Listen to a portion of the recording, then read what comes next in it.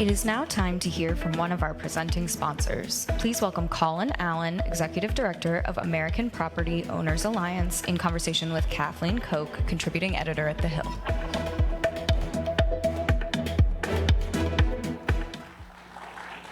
Well, good morning, everyone. Do we have any homeowners in the room? Awesome. So I'll bet you can all remember that moment when you found the perfect house, right?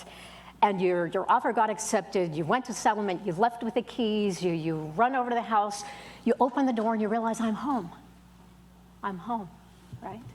But you know, that experience is increasingly rare for so many Americans. Did you realize that the home ownership rate in the first quarter of 2025 was the lowest it's been in more than 5 years, just 65.1%. So Colin, help us understand what is going on. Why is the dream of, that American dream of home ownership, why is it so difficult to attain now? Well, thanks, Kathleen, and it's great to be here. And you know, as we're here at the Invest in America Summit, what better place to invest than in yourself and in your community? I think in our previous panel here, Ron Busby made the salient point that the Black Americans feel really comfortable when they're investing in small businesses, when they're starting their own businesses.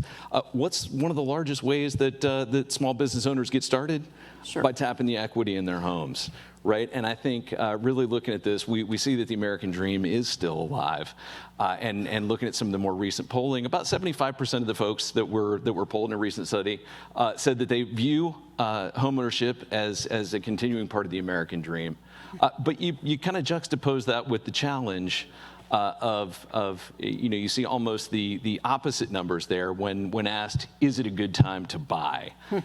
So interest rates are a problem, right? Exactly, right. And one of the things that you're looking at in challenges both of current buyers and folks who may own is what it seems like a lot of folks in the industry are starting to refer to as the four-headed monster, right? Interest rates, inventory, insurance, and inflation. Right, so really looking at these, and these are some of the key reasons why the American Property Owners Alliance was founded, to advocate for homeowners and for home buyers on some of these issues. No, so those are real hurdles, and there's not much that someone looking for a home can do about them. But I understand that there are also some myths out there that are preventing people from buying homes. So talk to us about those. Exactly. You know, and maybe this is a question for the audience as well, is how many folks in the room think that you must have 20% down to buy a home?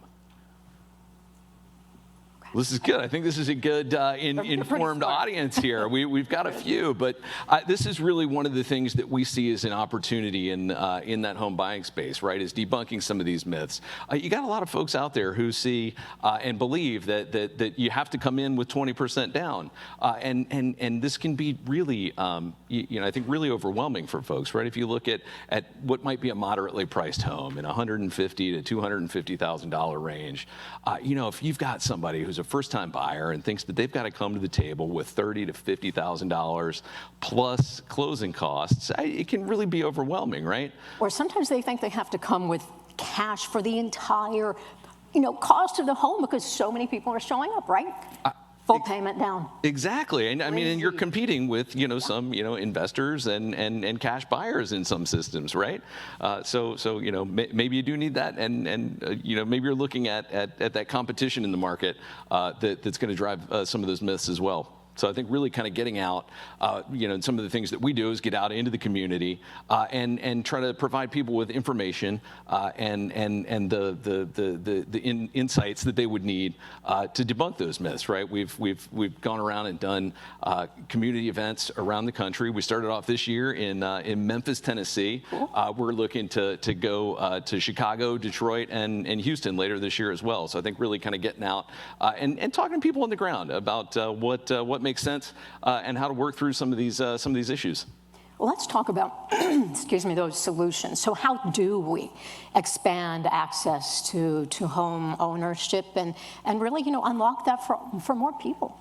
Exactly. No, and that's, I think, really unlocking is what we're looking to do. And we look at that both in terms of some of the challenges for current owners, right? We're actively working in the tax bill here and looking at the issues around state and local taxes, right? Otherwise known as the SALT deduction. Got a great provision in the House that would increase that deduction from $10,000 to $40,000.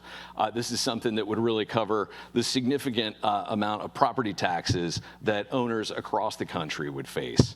When we're looking at also looking at the issues surrounding increasing insurance costs, this is something that's also come up. But then on the inventory side, looking at policies that we could advance that would also increase the number of houses that are out there. The Neighborhood Homes Investment Act is a bill that's out that would allow for revitalization of kind of rundown or vacant properties. Provides a tax credit that would do that. It's a common sense solution that a lot of people see and think, hey, I could get behind that.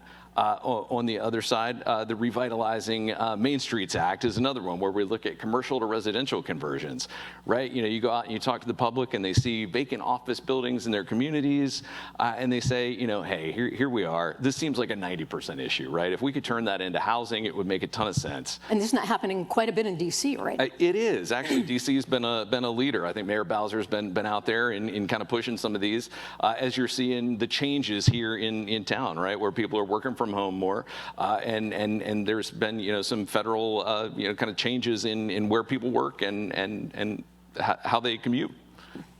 Now, I don't want to ask you to look into a crystal ball, but of all those solutions that you just mentioned, which is closest to becoming a reality? So I think on that legislative side, that Neighborhood Homes Investment Act is a very, very common sense issue that's got a number of co-sponsors in the House and Senate. It's not included in the current reconciliation bill, but I think it's one of those things that once we get past a lot of what's going on now, that it would be an easy lift for Congress and would provide about 500,000 homes over the next 10 years back on the market and into the ownership of folks who would like to become homeowners. Wondering about new home owners, because it's interesting. I was looking up some statistics. Now the age of your average new homeowner is higher than it's ever been before. 38 years old, and they make up a smaller percentage of those buying homes right now than ever before, only 25%. Is there anything in the mix of what you mentioned or something on the horizon that would really help them? So I think with that, and that kind of gets back to the education piece of it, right, is letting folks know that, in addition to your kind of conventional loan products, you could do a number of things, right? Are you a veteran? You could get in through the Veterans Home Loan Assistance Program that you can get in for no money down. If you live in a rural area, the USDA offers a program that is a low down payment as well. In most of the country, you have access to FHA, and then as well as loan products from all your lenders and mortgage insurance. So really, I think letting people know that you've got a whole lot of options out here, and it's not necessarily contingent on bringing a suitcase full of cash to the table. So how much do you think homeowners, when you go around the country, you're having these events, how surprised are they by this information you're sharing? I mean, when you just told me USDA can help you get into a home, I'd never heard that before. Right? Okay. Yeah, no, so this is, I think it's really great to get out and be in the community with folks who are either looking to protect their investment if they're already a homeowner, or to kind of get into that and realize their American dream. So it's good to see, you can really see, I think, a lot of the lights kind of come on when you're out talking to people in the community and saying, here's the deal, right? Like you've got options. There's not a one size fits all approach here, and we're able to link them with folks like credit counselors, with realtors, with lenders. It's been great. I really think we're out there and kind of opening doors and unlocking opportunity for Americans across the country. And how does that feel? Because you're bringing them hope. It feels really good, right? There's a reason I do this, and it's because I believe in home ownership, and I think this is it's something that's very important as we were talking to investment and opportunity in the United States.